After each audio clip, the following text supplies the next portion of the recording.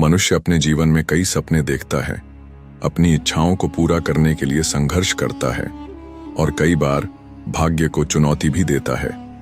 लेकिन क्या वास्तव में हम अपने भाग्य को बदल सकते हैं या फिर जो लिखा होता है वही होकर रहता है? भाग्य, जिसे कई लोग कर्मों का फल मानते हैं, कुछ के लिए वह एक अटल सत्य है जिसे बदला नहीं जा सकता। जीवन में कई बार ऐसा होता है कि हम किसी चीज को पाने के लिए अपनी पूरी ताकत लगा देते हैं, चालाकी करते हैं, धोखा देते हैं, लेकिन अंत में वही होता है जो किस्मत में पहले से तय होता है। जो भाग्य में लिखा होता है वह होकर ही रहता है।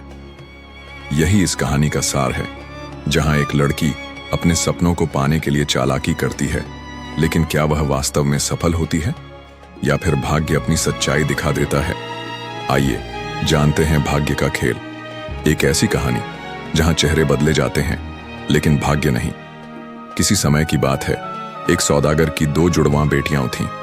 एक का विवाह एक शक्तिशाली राजा से हुआ और वह रानी बनी, जबकि दूसरी का विवाह एक साधारण परिवार में हुआ। वर्षों बाद दोनों की बेटियां हुईं, राजकुमारी सुरभि और उसकी मौसेरी बहन कल्पना। सुरभि और कल्पना एक दूसरे की हूबहू प्रतिलिपि थीं, लेकिन उनके भाग्य अलग थे।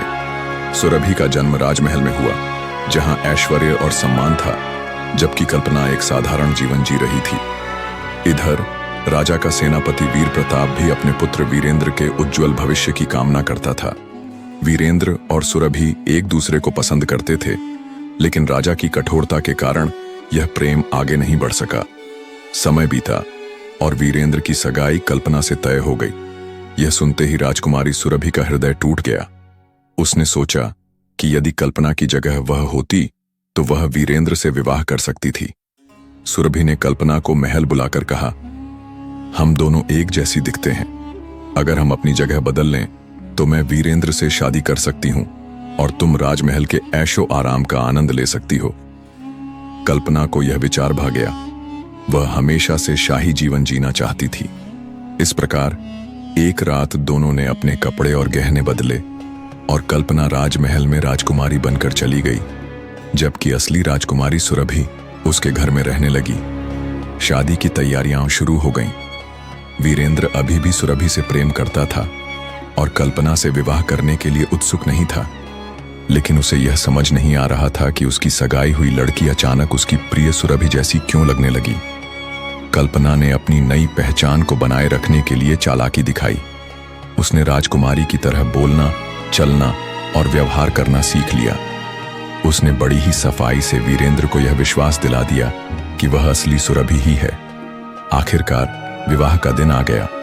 वीरेंद्र ने कल्पना को वचन दिया और दोनों का विवाह संपन्न हो गया। कल्पना ने छल करके अपने प्रेम को नहीं बल्कि अपने सपनों को पूरा किया।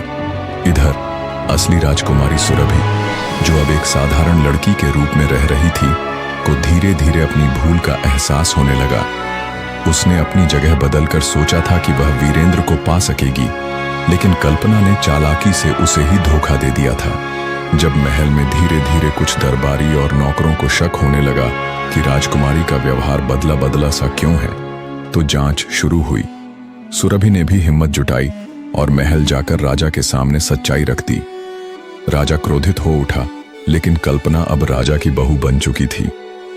वह चालाकी से बोली, महाराज, मैंने कोई गलत काम नहीं किया। मैंने केवल वह लिया जो मेरी किस्मत में लिखा था। वीरेंद्र मुझसे विवाह कर चुके हैं और अब मैं उनकी पत्नी हूं। वीरेंद्र स्तब्ध था। वह समझ चुका था कि उसने जिसे अपनी प्रेमिका समझा वह वास्तव में कल्पना थी, लेकिन अब कुछ नहीं किया जा सकता था। राजा ने गहरी सोच के बाद कहा, इस छल के लिए कल्पना को दंड देना उचित नहीं होगा, क्योंकि विवाह हो चुका है, लेकिन सुरभि के साथ अन्याय हुआ है। राजा ने घोषणा की कि सुरभि का विवाह एक योग्य राजकुमार से किया जाएगा, जो उसे सच्चे प्रेम और सम्मान के साथ रखे। सुरभि ने आंसू पोंछे और यह समझ गई कि भाग्य से लड़ना हमेशा सही नहीं होता। सीख कल्पना ने छल से अपना लक्ष्य पा लिया, लेकिन उसने प्रेम नहीं पाया। वीरेंद्र को समझ में आया कि प्रेम केवल चेहरे से नहीं बल्कि आत्मा से होता है। सुरभि ने सीखा कि अपने भाग्य को बदलने की कोशिश करने की बजाय उसे स्वीकार करना और सही राह पर आगे बढ़ना आवश्यक है। धोखा कभी सच्चे प्रेम की जगह नहीं ले सकता।